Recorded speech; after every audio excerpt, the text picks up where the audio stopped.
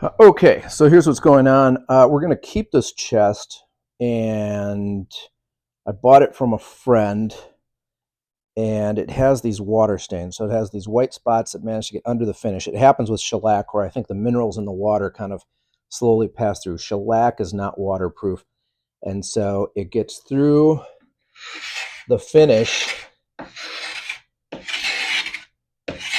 then ends up down in the wood. And so I'm using my trusty, it's been a while. I'm going to use my trusty big, which one is that? Is that the 665? I don't know. It's the two-handle ergonomic one with a 2.5-inch blade. So I am going to quickly remove the finish on the top here.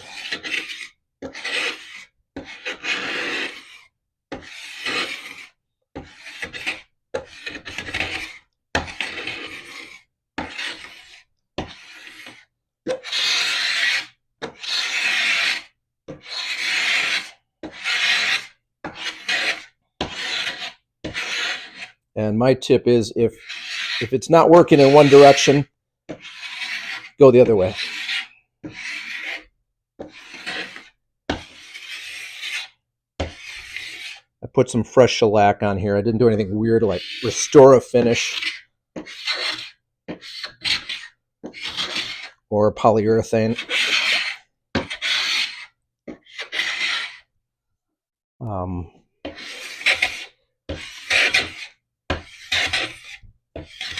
So there are some differences in how it's cutting off.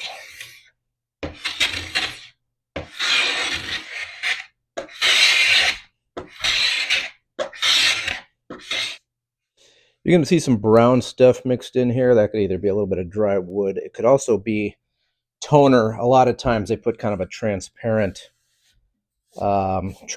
stain. You can buy it from Mohawk Products. I've seen it at my Woodcraft. It's like a spray tan for wood. you can kind of, if you have walnut, it's a lot of different colors. Like there's a really light with a kind of a heavier brown. You can spray it and it'll kind of even out the tones. So I don't have a lot of experience with it, so I don't want to comment too much. But I've seen it show up on certain pieces of furniture, and it's another tool for the toolbox. I know a lot of people that redo MCM furniture are big fans of toner. Okay, so as you can see, I just used the Bahco right up to the edge, angled it, took my time, kind of dragged it at an angle to make a skew cut, so not straight this way, but this way. And especially on the edge, I used this part of it to support the part that was cutting off the finish right on the edge. And so it's, I don't want to touch it too much because I don't want to get the oils from my hand in there, but I got to finish it. But there you go. That's just like a little bit of sanding, and it's going to be like new. So this is what I want, and just wanted to show it to you.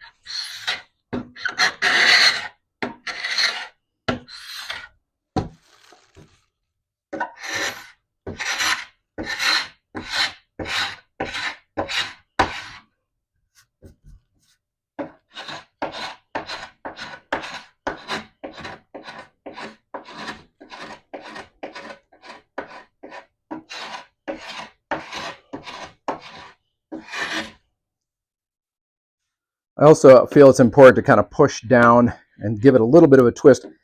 And you're going to hear a popping noise if the edge veneer is a little bit longer than the top veneer. And it's better just to kind of scratch the edge of it or maybe pop it just a little bit than to pull straight at it and pull a big chip right off the side. At least that's my philosophy. Okay, as I'm working on this last little bit, I just want to mention that this is really common to have to take care of a finish on a mid-century modern piece like this. So again, if you don't have one of these Bahco scrapers, you have no idea what you're missing, because it's carbide blade. Stays sharp forever. You get some diamond stones, you can actually touch it up. I gave it a couple of quick wipes with a diamond sharpener I keep stuck to my fridge for kitchen use. I'm not always sharpening my woodworking tools before dinner, at least not every day.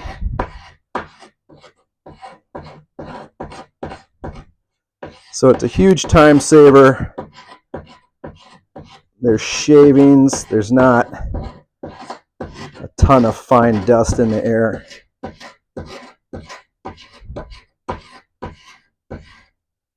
And it's quick. I don't know, that's about half an hour. That's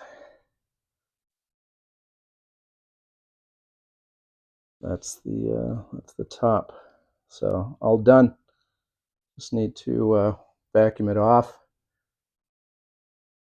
and clean up the shavings. So thanks for watching. Please subscribe if this stuff helps you. Appreciate it, and like it, ring bells, whatever. Thanks again.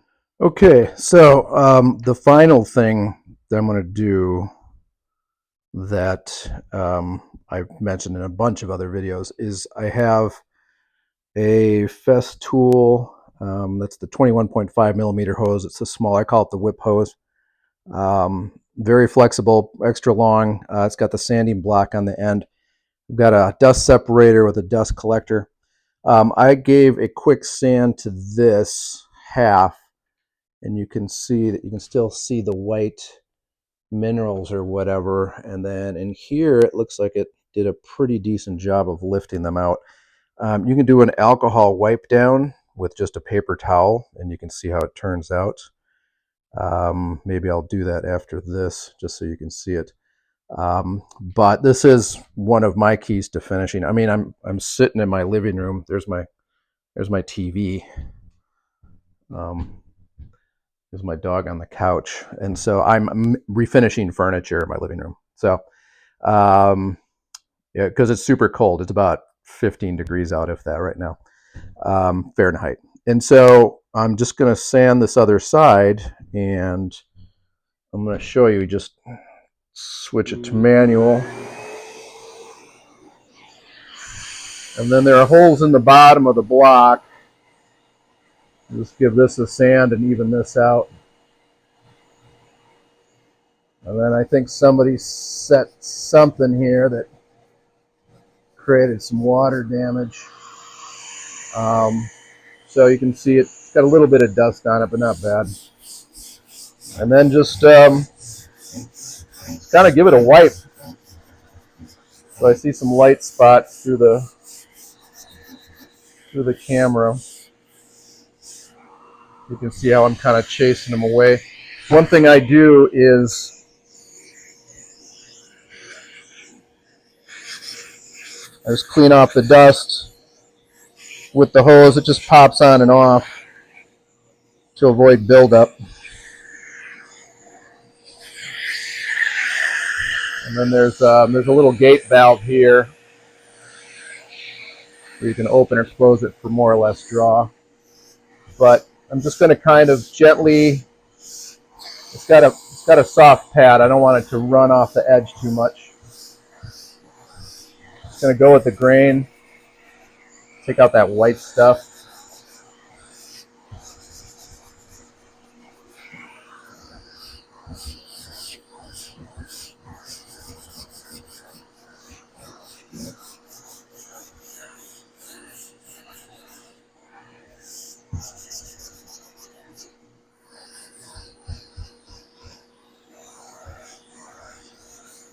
It tends to load in the front, so I'll use the back because you can see I'll kind of tip it up and if I've got a problem spot. But that's looking pretty good. So we'll do a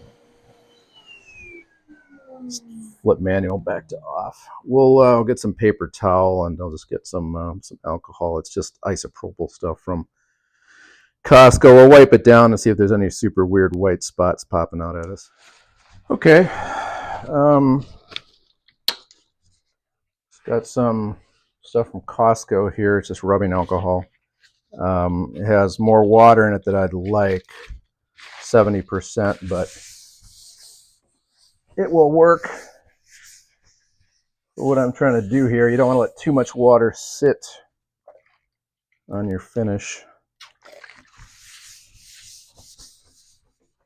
Just doing some spot checks for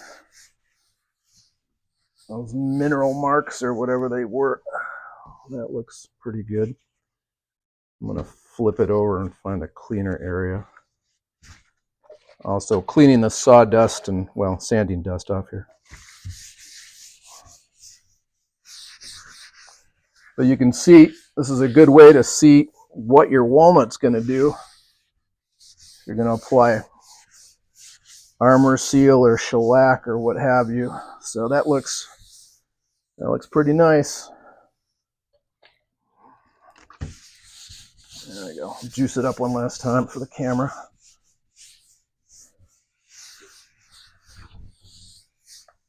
So that's what it's more or less going to look like.